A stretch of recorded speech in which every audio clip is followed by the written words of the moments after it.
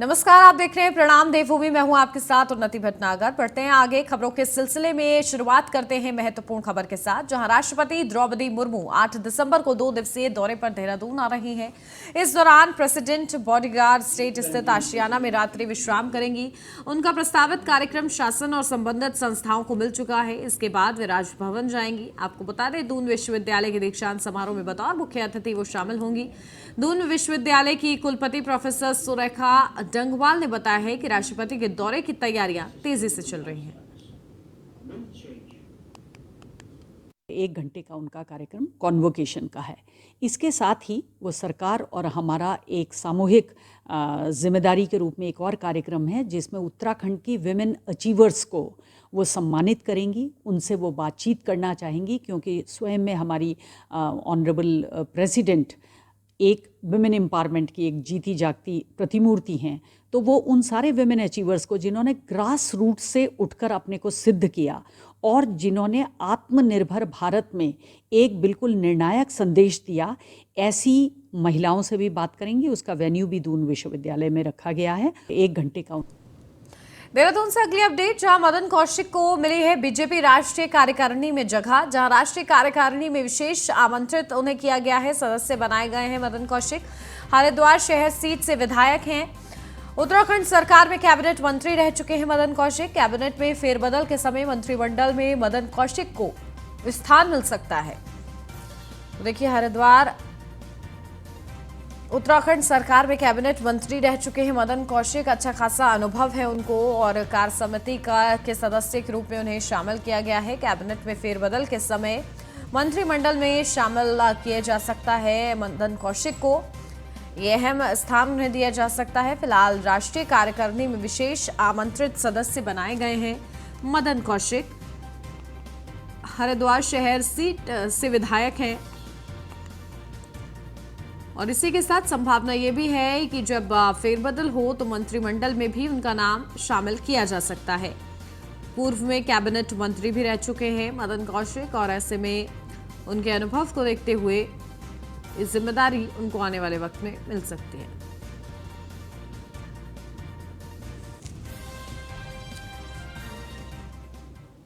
लक्सर के 31 ग्राम पंचायत क्षेत्रों में कुल 41 मतदान केंद्रों पर होने वाले तृतीय पंचायत उपचुनाव को लेकर स्थानीय प्रशासन ने पूरी तरह कमर कस ली है, जिसके तहत चुनावी क्षेत्रों में पोलिंग पार्टियों को रवाना कर दिया गया है। उपचुनाव का मोर्चा संभाल रहे लक्सर के उप जिला मजिस्ट्रेट गोपाल राम बिनवाल के मुताबिक इस मतदान के अंतर्गत 41 पोलिंग पार्टियां नियुक्त की गई हैं और पोलिंग पार्टियों को चुनावी सामग्री भी वितरण की जा चुकी है। उन्होंने बताया कि पोलिंग पार्टियों को निश्चित समय अवधि में चुनाव संपन्न कराए जाने के निर्देश भी जारी किए गए हैं। इसके अलावा शांति व्यवस्था के लिए मौके पर पर्याप्त पुलिस बल की व्यवस्था तय की गई है। उसके लिए हमारी कुल 41 पोलिंग पार्टियां हैं और 31 गांवों में वार्ड सदस्यों का चुनाव होना है, जिसमें यहाँ पर पोलिंग पार्टियों का मूवमेंट का कार्यक्रम लगभग पूर्ण हो चुका है और यहाँ से पार्टियों को सामग्री वितरण हो चुकी है और यथा समय प्रस्थान करने के निर्देश दिए गए हैं। शांति व्यवस्था के लिए पर्याप्त पुलिस बल यहाँ पर उपलब्ध है और पुलिस को भी सीओ साहब के स्तर से, हमारे स्तर से ज्वाइंटली ब्रीफ कर दिया गया है और कल जो मतदान का समय है, निश्चित समय पर मतदान संपन्न कराया जाएगा। देहरादून में उत्तराखंड सरकार की जीडीपी दोगुना करने के लिए हायर की गई कंपनी मैकेंजी ग्लोबल से अपना काम शुरू करने जा रही है। सचिवालय में हॉल संख्या 120 कंपनी को अलॉट कर दिया गया है। ये कंपनी के एक्सपर्ट बैठकर कामकाज करेंगे। सचिव नियोजन डॉक्टर मीनाक्षी सुंदरम ने बताया है कि 3 दिनों के लिए सभी विभागों के सचिवों के साथ कंपनी के पदाधिकारी विचार विमर्श करेंगे। इसके बाद कंपनी के विदेश में नियुक्ति प्रतिनिधि भी आएंगे। आपको बता दें कि ये कंपनी राज्य सरकार के विभागों जैसे स्वास्थ्य, शिक्षा, पर्यटन और ऊर्जा नियोजन में चल रही स्कीमों के साथ ही एक प्रेजेंटेशन भी तैयार करेगी।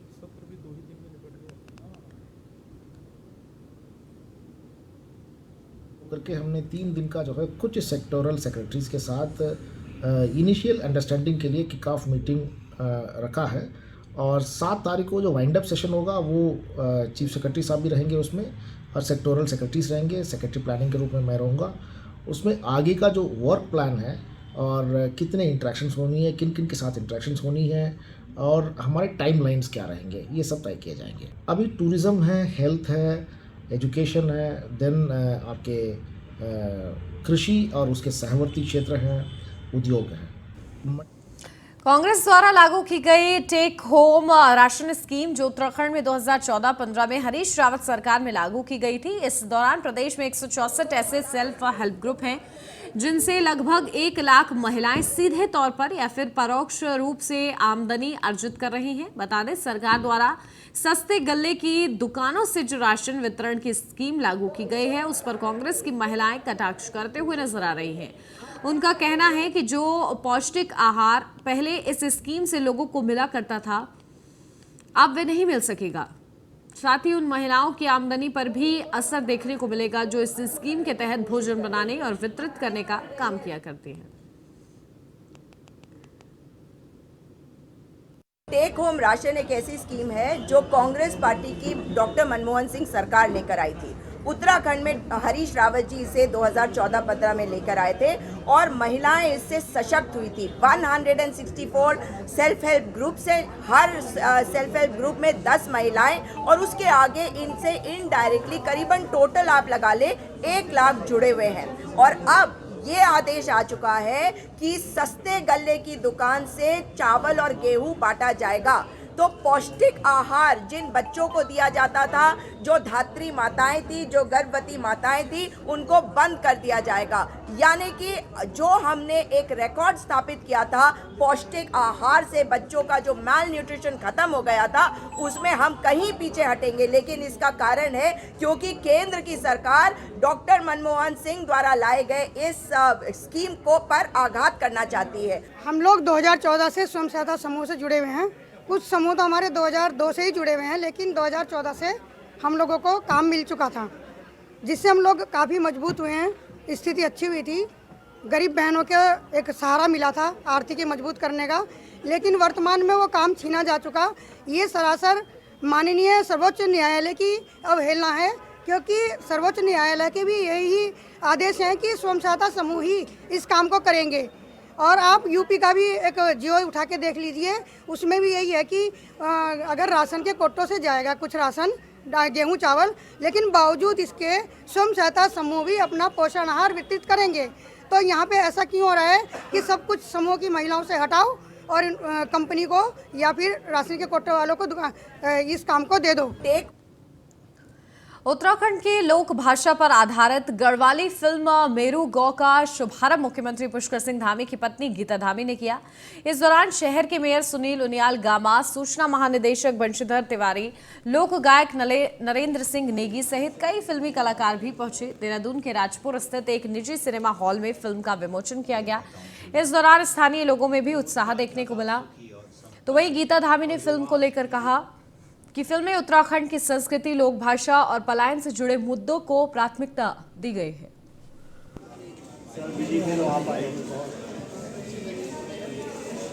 रहना चाहिए अपनी भाषा से, सभी को माता पिता को भी ध्यान देना चाहिए कि जहाँ हम लोग जो है पाश्चात्य संस्कृति से तो जुड़ रहे हैं, वहीं दूसरी ओर जो है अपनी भाषा से, अपनी परंपराओं से, अपनी संस्कृति से भी जो है जुड़ाव रखना।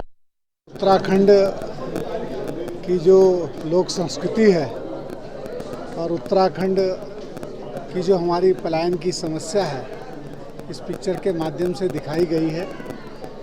और पलायन ना हो इसके लिए भी इसमें जो दृश्य दिखाए गए हैं, निश्चित रूप से ये पिक्चर जो बनी है, जो इसके निर्माता हैं, जो इसके कलाकार हैं, वो बहुत बहुत बधाई के पात्र हैं कि उन्होंने बहुत अच्छी पिक्चर ये बनाई है। इसमें सभी चीज़ें हैं। इसमें जो है पहाड़ का दर्द भी दिखाया गया है और भरपूर मनोरंजन भी इसमें किया गया है। फिल्म दो दौर के, एक जब हमारा गांव जिंदा थे पहाड़ के और उसमें जो रौनक होती थी जब लोग वहां रहते थे, तो जो उनका प्रेम भाव था, हंसी मजाक था, एक तो वो है। और दूसरा, अब जब गांव मर रहे हैं, जब वहाँ 4 लोग भी नहीं रह गए हैं, जो अभी अगर आप सेकंड हाफ में देखेंगे तो वो बहुत इमोशनल और वो हिस्सा है जब वो सब खत्म हो चुका है, जो झलक आपको फर्स्ट हाफ में दिखी भी होगी। और इसके अलावा मेन जो फिल्म है वो इशू है परिसीमन पर, ये फिल्म है जो अब सेकंड हाफ में आ रहा है। देहरादून में कांग्रेस प्रवक्ता ने महिला सशक्तिकरण मंत्री पर आरोप लगाते हुए कहा कि टेक होम राशन योजना में गड़बड़ी की जा रही है। जो महिलाएं राशन की हकदार हैं उन्हें राशन नहीं मिल पा रहा है। प्राइवेट कंपनी को लाभ पहुंचाने के लिए कंपनियों को टेंडर दिया जा रहा है। उन्होंने साथ में ये भी कहा कि महिलाओं के स्वयं सहायता को सरकार खत्म करने का काम कर रही है, उन्हें बेरोजगार बना रही है।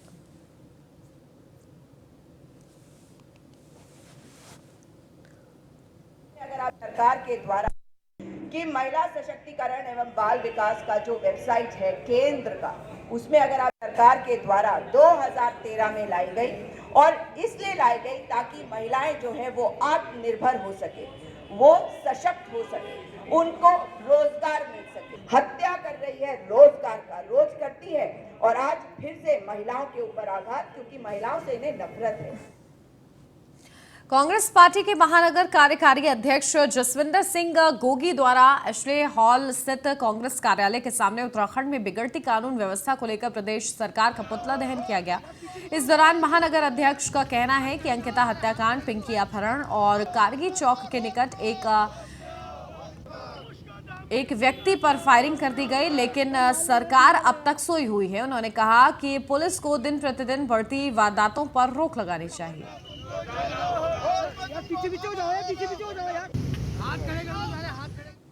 देखिए, प्रदेश में कानून व्यवस्था दिन ब दिन बिगड़ती जा रही है, इसीलिए हमारा विरोध हम लोगों ने अपने दर्ज कराया कि जो प्रदेश में कानून व्यवस्था दिन ब दिन बिगड़ती जा रही है, वारदातें बढ़ती जा रही हैं, पुलिस प्रशासन सोया हुआ है, राज्य सरकार सोई हुई है और अपराधियों का मनोबल इतना बढ़ गया है कि वो दिन ब दिन वारदातें करते जा रहे हैं। आज तक भी अंकिता हत्याकांड में वीआईपी का जो नाम था जिसका, वो आज तक उजागर नहीं हुआ है।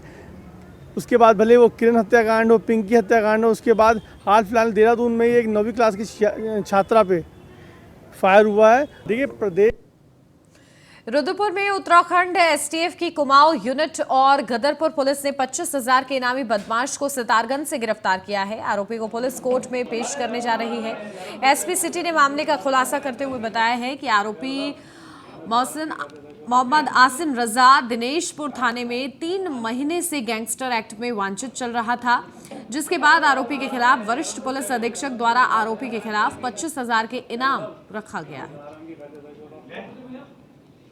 इस पे रिसेंटली इनाम घोषित किया गया था 25,000 रुपये का, और उसी के क्रम में जॉइंट ऑपरेशन के तहत एसटीएफ और गदरपुर पुलिस को इसमें बड़ी कामयाबी मिली है, जिसमें इसकी अरेस्टिंग हुई है और लगातार जो चोरी की घटनाएं जो हुई थी पूर्व में उनका खुलासा हुआ था। इन्होंने चोरी की घटनाओं को अंजाम दिया था और इनकी गिरफ्तारी से निश्चित रूप से क्षेत्र में जो चोरी की घटनाएं हैं उसमें फिर से कमी आएगी और इनके विरुद्ध और भी इनका आपराधिक इतिहास खंगाला जा रहा है कि और भी इनके विरुद्ध यदि अभियोग पंजीकृत होंगे तो उनमें भी इनका नियमानुसार रिमांड लिया जाए। इस पर उधम सिंह नगर में कोतवाली और थानों के लैंडलाइन फोनों के बिल नहीं जमा होने की वजह से लंबे समय से पीएनटी ठप पड़े हैं।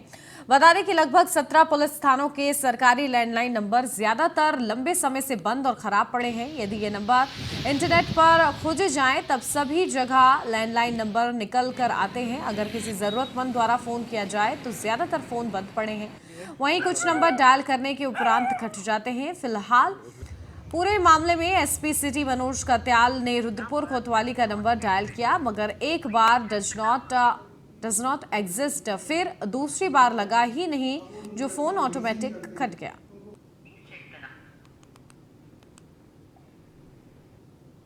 में से 15 जो थाने हैं उनको नंबर अलॉटेड है और इनमें कोशिश की जाती है कि नंबर्स जो हैं ये लगातार वर्किंग ऑर्डर में रहें। इसके अलावा हम पे थानों के सीयूजी नंबर्स हैं और उत्तराखंड पुलिस का मोबाइल ऐप है। तो आप लोगों के चैनल के माध्यम से हम ये भी मैसेज देना चाहते हैं कि उत्तराखंड पुलिस मोबाइल ऐप का सर्वाधिक सभी लोग प्रयोग करें। इसमें SOS बटन भी है महिलाओं की सुरक्षा के लिए। और बाकी सारी सुविधाएं, चाहे वो नशे से संबंधित हो, ऑनलाइन कंप्लेंट हो, EFIR हो, कोई साइबर क्राइम से संबंधित सूचना हो, इसमें एक प्रोसेस ट्रैकर भी दिया हुआ है जिसमें आपके द्वारा जो भी कंप्लेंट दी जाती है उसको साथ के साथ हम ट्रैक भी कर सकते हैं कि हमारी कंप्लेंट किसको अलॉट हुई, उनका फ़ोन नंबर क्या है, उनके द्वारा क्या कार्रवाई की गई, उनके पास कब से लंबित है। ये सारी सूचनाएं उस ऐप के माध्यम से आपको मिल सकती हैं। अल्मोड़ा के सुंदरपुर में दिल्ली स्थित रामलाल आनंद कॉलेज द्वारा यूनेस्को के सहयोग से 2 दिवसीय अंतर्राष्ट्रीय कार्यशाला का आयोजन किया गया, जिसमें राष्ट्रीय व अंतर्राष्ट्रीय एक्सपर्ट ने हिस्सा लिया। साथ ही कई एक्सपर्ट ऑनलाइन माध्यम से भी जुड़े। कार्यशाला में एक्सपर्ट्स ने पर्वतीय भूभाग में जियो टूरिज्म की बढ़ोतरी को लेकर अपने विचार व सुझाव रखे। इस कार्यक्रम में उत्तराखंड समेत कई राज्यों के भूविज्ञान के शोधार्थियों व छात्रों ने भी हिस्सा लिया। इस कॉन्फ्रेंस का जो आपने देखा होगा मुख्य उद्देश्य क्या है कि जो टूरिज्म के अलग अलग विधाएं होती है, जिसमें आप लोग जानते हैं कुछ टूरिज्म यहाँ पर बहुत फेमस है, जिसमें आपका रिलीजियस टूरिज्म है जिसको हम तीर्थ यात्रा वगैरह बोलते हैं, या फिर कॉमर्शियल टूरिज्म है। लेकिन इन सब से पर्यावरण का भी नुकसान होता है। तो इसको देखते हुए ऐसा सोचा गया कि कुछ अल्टरनेट किया जाए, कुछ ऐसे विकल्प हो जिनमें हम अलग अलग क्षेत्रों को, जो खासतौर पर पिछड़े क्षेत्र है जहाँ पर अभी तक विकास नहीं पहुँच पाता है, वहाँ पर किसी इस तरह का टूरिज्म की व्यवस्था हो जो उस एरिया के लिए स्पेसिफिक हो। तो ये जियो टूरिज्म एक नई चीज़ है। इस यहाँ पे जब लगातार विद्यार्थी आएंगे तो यहाँ पे लोगों को कुछ रोजगार मिलेगा, और साथ साथ जो होम स्टे ओनर हैं उन लोगों को भी यहाँ पे एक आमदनी का जरिया होगा, और उनको यहाँ से कहीं दूर नहीं जाना पड़ेगा, और यहीं पे उनको एक सम्मानित जीवन और एक वही जीवन जो दिल्ली में या किसी अन्य क्षेत्र में मिलता है, शायद उससे भी अच्छा जीवन उनको यहाँ पे मिलना शुरू हो जाए। और एक बात और होगी कि इसमें धीरे धीरे इस क्षेत्र में, क्योंकि पहाड़ में बहुत ही विरासत है, तो यूनेस्को और अन्य संस्थाएं भी इसको ग्लोबल पार्क का रूप देने में का सोच रही हैं। पौड़ी के पाबो ब्लॉक में हेल्पर्स इंडिया सामाजिक संस्था द्वारा हंस फाउंडेशन के माध्यम से गांव के बुजुर्ग लोगों का समूह बनाकर उनको मशरूम की फार्मिंग का ट्रेनिंग दी जा रही है। ट्रेनिंग के दौरान संस्था द्वारा मशरूम फार्मिंग के लिए सभी सामान निःशुल्क उपलब्ध कराए जा रहे हैं। इस बीच सामाजिक संस्था की प्रोजेक्ट ऑफिसर मौसम अंसारी ने बताया है कि प्रशिक्षण कार्यक्रम में महिलाओं ने बढ़ चढ़कर हिस्सा लिया है। उन्होंने बताया कि बुजुर्गों को आत्मनिर्भर बनाने के लिए हेल्पर्स इंडिया संस्था द्वारा यहां प्रशिक्षण निःशुल्क उपलब्ध कराया जा रहा है। इसके साथ ही मशरूम उत्पादन से संबंधित सभी सामग्री बुजुर्गों को निःशुल्क उपलब्ध कराई जा रही है। जैसे मतलब सामान्य जो बीमारियां हैं उनका ट्रीटमेंट किया जाता है, टेस्ट होते हैं, मतलब शुगर का टेस्ट होता है, बीपी नापा जाता है और ये दवाइयाँ मिलती हैं। हम लोग 50 गाँव में अपनी MHU के द्वारा स्वास्थ्य सुविधाएं दे रहे हैं। उनका प्रॉपर जांच स्वास्थ्य चेकअप हो रहा है। जिनको बाहर स्वास्थ्य सुविधा में कोई दिक्कत है, बाहर जांचें करानी है, तो हमारा एम्स में भी लिंकेज है, वहाँ हेल्पेज इंडिया की टीम है, उनकी सहयोग करती है। फिर हम गांव में बुजुर्गों का चयन करते हैं। एक बेसिक जो मोटिव होता है वो है कि जितने भी आसपास की लोकल कम्युनिटी है उनको प्राइमोडियल और प्राइमरी हेल्थ केयर प्रोवाइड करना। उसके लिए हम डेली बेसिस पे मोबाइल OPDs लगाते हैं, कैंप लगाते हैं। उसके लिए हमारे पास एक पूरी डेजिग्नेटेड टीम होती है, लैब टेक्नीशियंस के साथ, फार्मासिस्ट के साथ, और अगर हमको लगता है कि कुछ और फर्दर नीड है तो फिर उनको हमारे पास रेफरल फैसिलिटीज़ भी हैं, तो हम उनको रेफर करते हैं आगे। हल्द्वानी के भोटिया पड़ाव क्षेत्र में गुरु तेग बहादुर स्कूल के बाहर छात्रों के 2 गुट आपस में भिड़ गए। झगड़े में एक गुट ने दूसरे गुट के छात्र को चाकू से लहूलुहान कर दिया। घटना के बाद मौके पर अफरा तफरी मच गई। घायल छात्र को गंभीर हालत में अस्पताल में भर्ती कराया गया। सूचना मिलते ही SP क्राइम और CO सहित पुलिस टीम मौके पर पहुंची, मामले की जांच में जुटी। CCTV खंगालना शुरू कर दिए हैं। फिलहाल छात्र का उपचार चल रहा है।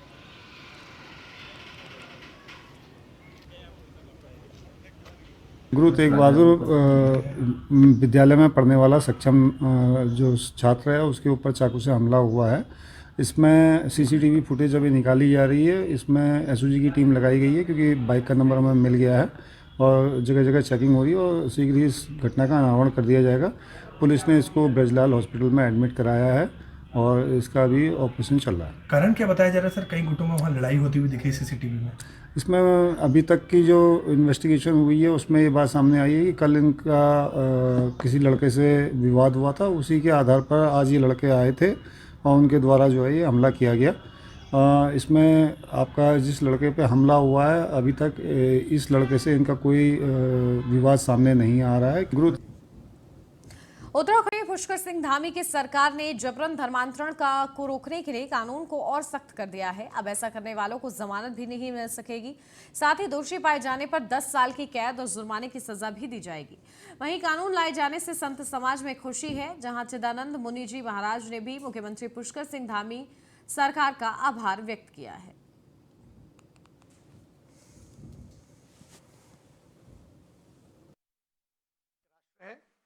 ऐसे में निष्पक्ष और भय मुक्त समाज का निर्माण तभी किया जा सकता है जब जबरन, प्रलोभन, मजबूरीवश या बलपूर्वक धर्मांतरण न करवाया जाए।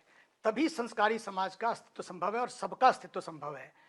बलपूर्वक धर्म परिवर्तन अर्थात व्यक्ति की आत्मा का परिवर्तन, जबरदस्ती धर्म परिवर्तन का मतलब है सबकी निजता का परिवर्तन, किसी को जड़ों से काट देना, किसी माँ को ही बदल देना। यार ये तो ऐसा है बिल्कुल। इसलिए ये ऐसा अधिकार किसी को भी नहीं है। किसी धर्म और संप्रदाय को छोड़कर दूसरे के साथ जुड़ना इतना आसान नहीं होता है। धार्मिक पहचान का परिवर्तन अर्थात अपने आप का परिवर्तन है। जबरन धर्मांतरण प्रतिबंधित करके माननीय मुख्यमंत्री श्री पुष्कर सिंह धामी जी ने बहुत बड़ा काम किया है। इससे समाज सुरक्षित रहेगा, समाज की स्वतंत्रता और सम्मान सुरक्षित रहेगा। और फिर किसी को छल से, बल से या कोई दल से इस तरह के काम करे, ये कोई समस्या का हल नहीं है। समस्या का हल तभी है जब हम मिलकर समाज में अपने संविधान में जो कहा है उसके अनुरूप चलें। संविधान ही इस देश का समाधान है। दूसरी बात, मुझे तो लगता है कि जबरदस्ती धर्मांतरण निश्चित रूपेण मानिए ये हिंसा है, हत्या है, पाप है और अपराध है। This is a emotional crime. Uniform civil code के लिए कमेटी बनाई गई है, कार्यकाल बढ़ाया गया है। उत्तराखंड सरकार ने यूनिफॉर्म सिविल कोड के लिए कमेटी बनाई थी, जहां रिटायर्ड जस्टिस रंजना प्रकाश देसाई के नेतृत्व में ये फैसला लिया गया है।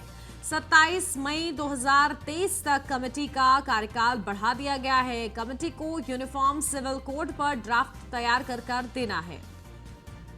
देखिए, कमेटी का कार्यकाल बढ़ाया गया है। अब 27 मई 2023 तक कमेटी का कार्यकाल रहेगा, जहां अब कमेटी के ऊपर यह भी जिम्मेदारी रहेगी कि वो यूनिफॉर्म सिविल कोड पर एक ड्राफ्ट तैयार करके दे।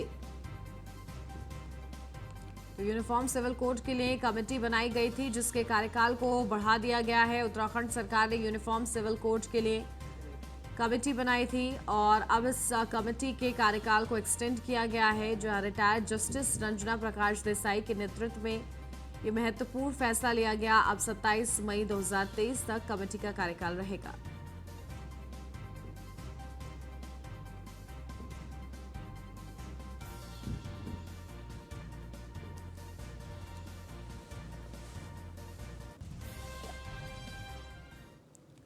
सितारगंज में पंचायती राज विभाग के अंतर्गत सतत विकास लक्ष्यों की पूर्ति के लिए 9 थीम्स एवं 17 गोल्स विषय पर आधारित 2 दिवसीय प्रशिक्षण कार्यक्रम शुरू किया गया है।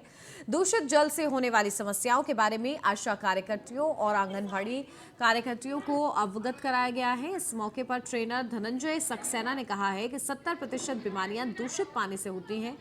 मौसम चक्र से उत्पन्न हो रही दूषित जल की समस्याओं के बारे में बताया। इसके अलावा सरकार द्वारा शुद्ध पेयजल की उपलब्धता के लिए संचालित योजनाओं के बारे में भी अवगत कराया।